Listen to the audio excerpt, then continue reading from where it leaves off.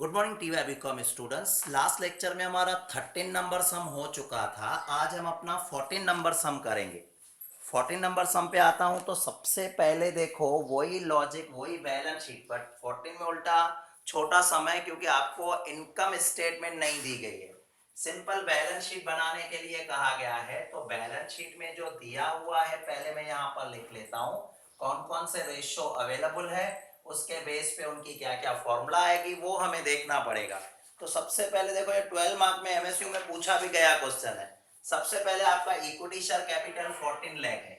Equity share capital 14 lakh दिखाया गया, ये क्वेश्चन में दिया हुआ है। नेक्स्ट हमें दिखाया गया है करंट लायबिलिटी। करंट लायबिलिटी में क्वेश्चन मार्क है। दैट मीन्स इससे ये पता चलता है यहाँ कुछ भी नहीं है, और इससे ये पता चलता है कि इनकी कोई प्रेफरेंशियल कैपिटल नहीं है, कोई जनरल रिजर्व नहीं है। एसेट में देखें तो सबसे पहले फिक्स एसेट दिखाई गई है। सबसे पहले फिक्स एसेट दिखाई गई है। फिक्स एसेट क्या है नहीं पता है, वहां पर आपका क्वेश्चन मार्क लगा हुआ है। फिर करंट एसेट है। करंट एसेट की बात करें तो करंट एसेट में देखो उन्होंने क्या क्या दिया हुआ है। करंट एसेट में देखो सबसे पहले इन्वेंट्री है, उसमें क्वेश्चन मार्क है। इन्वेंट्री के बाद अगर हम आ जाएंगे, इन्वेंट्री के बाद डेटर है, उसमें क्वेश्चन मार्क है। डेटर के बाद कैश है, उसमें भी क्वेश्चन मार्क है। तो ये सारी चीजें आपके पास अवेलेबल है। इससे आपको क्या करना है, कुछ रेशो दिए गए हैं, उन रेशो का यूज करते हुए ये सारे क्वेश्चन मार्क सॉल्व करने हैं। छोटा सम है, इवन जो हमने 13 किया था उसके कंपैरिजन में ये छोटा सम है। कर लेते हैं क्या क्या रेशो है। देखो सबसे पहले हमें सिर्फ एक ही चीज दी गई है, वो है इक्विटी शेयर कैपिटल। कुछ भी नहीं है हमारे पास, सिर्फ इक्विटी शेयर कैपिटल है। तो रेशो देखे मैं भी आगे पीछे यूज कर सकते हो आप रेशो। सबसे पहला रेशो इन्होंने दिया है टोटल डेब्ट इक्विटी रेशो। टोटल डेब्ट इक्विटी रेशो करना क्या है, पहले उसकी फॉर्मूला लिखो, फिर देखो क्या उसमें जो चीजें यूज हो रही है क्या वो हमारे लिए उसमें से कुछ भी अवेलेबल है। टोटल डेब्ट इक्विटी रेशो। अब ये जो फॉर्मूला है वो है टोटल डेब्ट डिवाइडेड बाय नेट वर्थ लिखते थे, आपको याद होगा। टोटल डेब्ट डिवाइडेड बाय नेट वर्थ। फिर भी एक बार हम कंफर्म कर लेते हैं फॉर्मूला। आपकी जो फॉर्मूला दिखाई गई है यहाँ पर डेब्ट इक्विटी रेशियो की, तो डेब्ट इक्विटी रेशियो की जैसे मैं फॉर्मूला चेक कर रहा हूँ तो डेब्ट इक्विटी रेशियो की फॉर्मूला है टोटल डेब्ट, क्योंकि इसमें दो होती है, लॉन्ग टर्म डेब्ट भी आता है टोटल डेब्ट भी आता है। बट जैसे कि हमें दिखा है टोटल डेब्ट divided by net worth plus preference share capital, plus preference share capital. But हमारे पास तो यहाँ प्रेफरेंस शेयर है ही नहीं, तो भले आप लिखो तो भी ठीक, नहीं लिखो तो भी कोई प्रॉब्लम नहीं, प्रेफरेंस शेयर तो है ही नहीं। तो चलो ठीक है, देखें नेटवर्थ क्या होता है, इनमें से क्या दिया हुआ आपको। नेटवर्थ मैंने आपको समझाया था, नेटवर्थ का मतलब होता है equity share capital plus reserve. Equity share capital plus reserve. Equity share है हमारे पास, यही एक वो चीज है जो बैलेंस शीट में अवेलेबल है, मतलब पहला रेशो हमारा ये यूज होगा। तो टोटल डेब्ट इक्विटी रेशो 1:2 है। ये 1:2 दिखाता है कि अगर आपकी इक्विटी 1 है तो आपकी जो डेब्ट है, सॉरी आपका डेब्ट 1 रुपया है तो इक्विटी 2 रुपए, इसे हम 1/2 कह सकते हैं। 1/2 1:2 रेशो फॉर्म में दिया है, उसे आप लिखोगे कैसे 1/2। 2:1 होता तो मैं सिर्फ 2 लिख लेता, 1/2। अब टोटल डेब्ट कितना नहीं पता है आपको, नेटवर्थ पता है। नेटवर्थ में आता है equity share plus reserve. Reserve तो है नहीं, प्रेफरेंस शेयर है नहीं, तो इक्विटी शेयर कैपिटल कितनी हो गई 14 लाख। ये 14 लाख मैंने यहाँ लिख लिया। अब 14 लाख जो डिवीजन का यहाँ मल्टीप्लाई में आएगा, 14 लाख जो डिवीजन का है वो यहाँ पर मल्टीप्लाई में आएगा, डिवाइडेड बाय 2 हो जाएगा, तो आपको टोटल डेब्ट मिल जाएगा। टोटल डेब्ट आपको मिल जाएगा, जो टोटल डेब्ट आ रहा है आपका 7 लाख। अब ये जो टोटल डेब्ट होता है ना उसमें क्या क्या आता है, टोटल डेब्ट में आता है लॉन्ग टर्म डेब्ट plus current liability. Long term डेब्ट प्लस करंट लायबिलिटी, जैसे कि हम अपनी बैलेंस शीट को देख सकते हैं, यहां पर डेब्ट में सिर्फ करंट लायबिलिटी है तो टोटल डेब्ट आपका हो गया 7 लाख। यहाँ पर अलग अलग होता ना तो हमारे लिए प्रॉब्लम होता कि लॉन्ग टर्म कितना करंट कितना, बट यहाँ पर लॉन्ग टर्म डेब्ट तो है ही नहीं, मतलब जो भी इनका डेब्ट है वो सिर्फ क्या है करंट लायबिलिटी, और करंट लायबिलिटी कितनी हो गई 7 लाख। तो हमें ये दो ही चीजें थी, मतलब इससे ये पता चला कि बैलेंस शीट का टोटल 21 लाख है। अब लाइब्रेरी में टोटल अगर 21 लाख है तो नेचुरली एसेट का टोटल भी 21 लाख होगा। धीरे धीरे कुछ कुछ चीजें हमें मिल रही है। फर्स्ट रेशो का यूज किया मैंने। अब मैं आ जाऊंगा second ratio, total asset turnover ratio. ये फर्स्ट फॉर्मूला, कोई फॉर्मूला, हर फॉर्मूला कहीं ना कहीं यूज होगी। Total asset turnover ratio, total asset turnover ratio. अब टोटल एसेट टर्नओवर रेशो जो दिया है 3 टाइम, इसकी फॉर्मूला मुझे याद है। इसकी फॉर्मूला जो आपकी है टोटल एसेट टर्नओवर रेशो की, टोटल एसेट टर्नओवर रेशो की जो फॉर्मूला है sales divided by total asset. फिर भी एक बार कंफर्म कर लेना, sales divided by total asset. अब आपको ये पता है, सेल्स तो पता नहीं क्योंकि इनकम स्टेटमेंट नहीं है हमारे पास, और टोटल एसेट टर्नओवर रेशो 3 दिया है। सेल्स आइडिया नहीं है हमें कितनी है, बट टोटल एसेट तो है, टोटल एसेट 21 लाख है। तो टोटल एसेट की जगह मैंने 21 लाख लिखा, और 21 लाख डिवीजन के मल्टीप्लाई में आ जाएंगे तो सेल्स आपकी हो जाएगी 63 लाख। जो आपकी सेल्स आ रही है वो मिल जाएगी आपको 63 लाख। फिलहाल सेल का कहीं हम यूज नहीं कर सकते, फिलहाल सेल का कहीं हम यूज नहीं कर सकते। क्यों? क्योंकि आपको इनकम स्टेटमेंट तो बनानी नहीं है, आपको इनकम स्टेटमेंट नहीं बनानी है, मतलब सेल का आप यूज नहीं कर सकते हो। तो टोटल आपकी सेल मिल गई 63 लाख, कहीं ना कहीं यूज होगी तभी उन्होंने दी हुई है।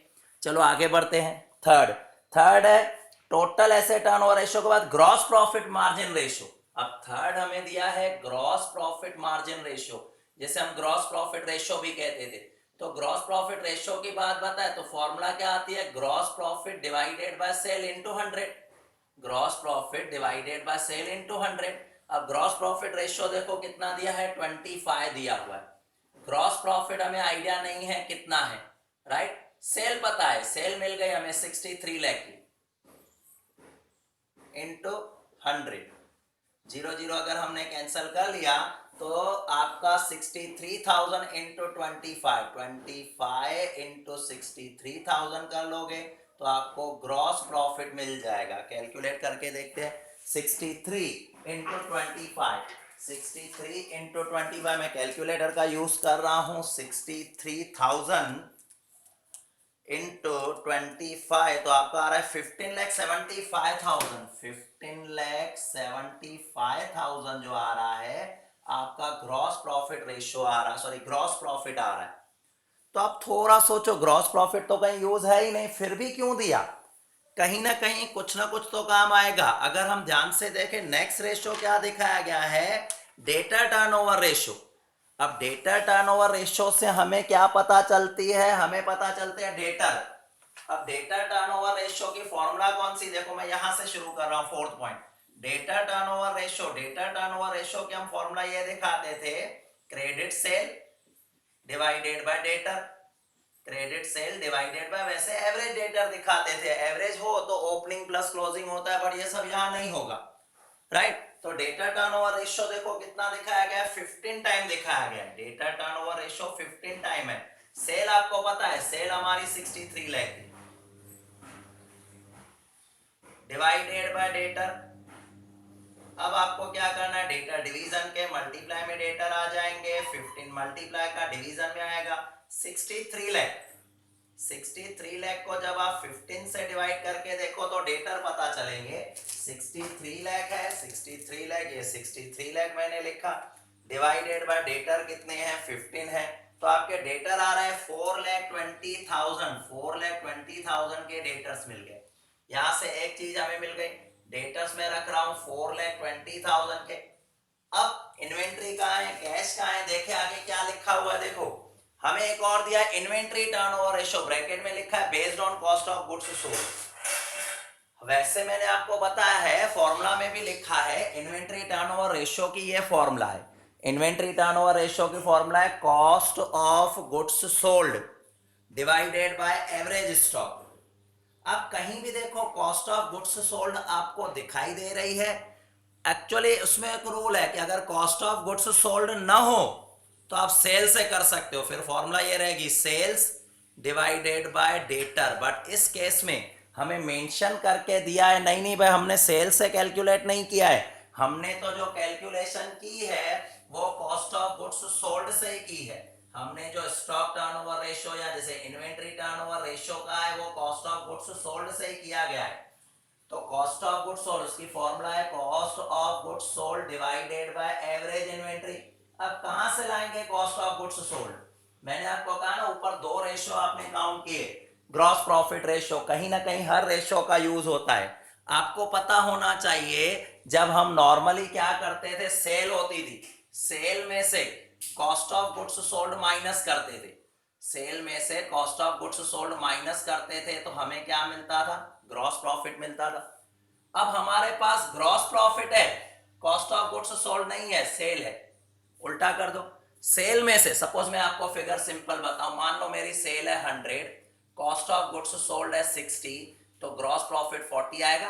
अब मेरे पास कॉस्ट ऑफ गुड्स सोल्ड मान लो नहीं पता है, तो मैं उल्टा ऐसे करूं, सेल में से जीपी माइनस कर दूं, सेल में से मैं ग्रॉस प्रॉफिट माइनस करूं तो मुझे कॉस्ट ऑफ गुड्स सोल्ड मिल जाएगी।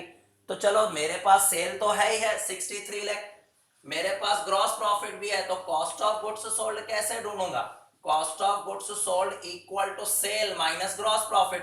तो आपकी सेल है 63 लाख की, आपकी सेल है 63 लाख की, और सामने ग्रॉस प्रॉफिट जो है वो है 15,75,000। 63 लाख में से 63 लाख में से 15,75,000 कर लो माइनस, माइनस 15,75,000, तो आपके पास फिगर रहेगी 47,25,000। 47,25,000 ये रहेगी cost of goods sold. Value रखें, इन्वेंट्री टर्नओवर रेशियो देखो कितने टाइम दिखाया गया है, इन्वेंट्री टर्नओवर रेशियो आपका है 12 टाइम, यहां मैंने 12 रख दिया। कॉस्ट ऑफ गुड्स सोल्ड मिल गई 47,25,000 divided by inventory, divided by inventory, inventory division का मल्टीप्लाई में आ जाएगा, तो यहां आ जाएगा inventory 47,25,000 divided by 12, 47,25,000 divided by 12। तो 47,25,000 को 12 से डिवाइड करके देखो तो आपको इन्वेंट्री मिल जाएगी, डिवाइडेड बाय 12। तो इन्वेंट्री आ रही है 3,93,750, 3,93,750, यहां मैंने रख दिया इन्वेंट्री में 3,93,000, 3,93,750। अब कैश तो रह गई, कैश ढूंढने का हमारे पास डायरेक्टली तो कोई मेथड नहीं है। और देखो रेशियो कौन सा दिया है, एसेट टेस्ट रेशियो। नेक्स्ट है हमारे पास asset test ratio. Asset test ratio कैसे ढूंढते हैं, आपको याद होगा एसेट टेस्ट रेशियो कैसे ढूंढा जाता है, यहां मैं उसकी फॉर्मूला रख रहा हूं। एसेट टेस्ट रेशियो की फॉर्मूला आपको याद होगी, जिसे हम लिक्विड रेशियो भी कहते थे, उसकी फॉर्मूला है current asset minus stock divided by current liability, current asset minus stock divided by current liability. 1:1 है, मतलब एसेट टेस्ट रेशियो 1 रख दिया, करंट एसेट आपको नहीं पता है, माइनस स्टॉक, स्टॉक आपको आइडिया आ गई 3,93,750, 3,93,750 का स्टॉक है, divided by current liability 7 lakh की थी। अब 7 लाख की करंट लायबिलिटी डिवीजन में यहां मल्टीप्लाई में आ गई, तो ये हो जाएगा 7 लाख प्लस 3,93,750, तो आपका टोटल करंट एसेट मिल जाएगी 10,97,000 और 3 10,93,750, ये करंट एसेट है। 10,93,750 आपकी करंट एसेट है। अब ये जो 10,93,750 करंट एसेट मिली है मुझे, 10,93,750 करंट एसेट मिली है, उसमें से इन्वेंट्री कितनी है, 3,93,750 की इन्वेंट्री है। स्टॉक कितना, 4,20,000 का स्टॉक, तो बाकी जो रह गया 2,80,000 वो कैश आ गए, तो कैश भी हमारे पास अवेलेबल हो गए। बाकी रह गए फिक्स एसेट, फिक्स एसेट की कोई फॉर्मूला मत सोचो, सिंपल, आपको पता है टोटल एसेट 21 लाख है, टोटल एसेट जो है हमारे 21 लाख है, उसमें से करंट एसेट है 10,93,750, तो बाकी जो डिफरेंस होगा वो आपकी फिक्स एसेट होगी। तो फिक्स एसेट मेरे पास आ रहा है 10,06,250, 10,06,250। तो बैलेंस शीट में जितने भी क्वेश्चन मार्क थे सबके सब मैंने सॉल्व कर लिए। एग्जाम्पल कंप्लीट हुआ। आप चेक करोगे एग्जाम्पल को सॉल्व करने में 15 से 20 मिनट लगेंगे, आपको उससे ज्यादा टाइम नहीं लगेगा। 15 मिनट में मेरा पूरा एग्जाम्पल ये सॉल्व हो गया और अच्छी तरह से 12 मार्क का सम है और पेपर में पूछा है। हाफ एन आवर हमारे पास होता है एग्जाम्पल को सॉल्व करने के लिए, बट अगर ध्यान से करो, फॉर्मूला याद हो, तो आपको ज्यादा टाइम इसमें नहीं लगेगा। तो ये जो मैंने आपका कंप्लीट कर लिया, 14 नंबर सम कर लिया, 14 नंबर सम आपका कंप्लीट कर लिया। 15 आपको नहीं करना है, वो नहीं पाएगा आपको। क्यों? क्योंकि नॉर्मली उसके अंदर कुछ रेशो दिए गए, उसके बेस पे कुछ वर्किंग करनी है जो डायरेक्टली शायद नहीं पाएगा, ब्लैंक्स नहीं दिए गए, क्वेश्चन मार्क नहीं दिए गए। तो कल के वीडियो में मैं 15 करवाऊंगा। 16 बहुत ईजी है, छोटा है, तो कल 15 और 16 कवर कर लेंगे।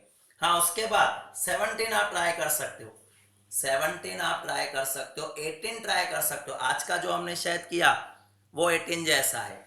17 और 18 तो पेपर में भी पूछा गया 2013, तो आप पहला ट्राई 18 करना, क्योंकि पेपर में पूछा गया, मतलब एमएस यूनिवर्सिटी वालों ने नॉर्मली रखा होगा। तो फर्स्ट आप 18 कर सकते हो, 18 इजी है। 19 इसके बाद विथ सॉल्यूशन दिया हुआ है, 19 नंबर सॉल्यूशन के साथ है। तो आप एक काम करना, आज मैंने 14 करवा लिया, 15 16 में करवाऊंगा आपको। इसके बाद 18 आपको ट्राई करना है, 17 ट्राई कर सकते हो अगर आ रहा हो तो। बाकी 18 में 18 आपको ही करना, 17 18 आपको करना है। 15 16 में कल करवाऊंगा तो मेजॉरिटी चैप्टर का पोर्शन कंप्लीट हो जाएगा।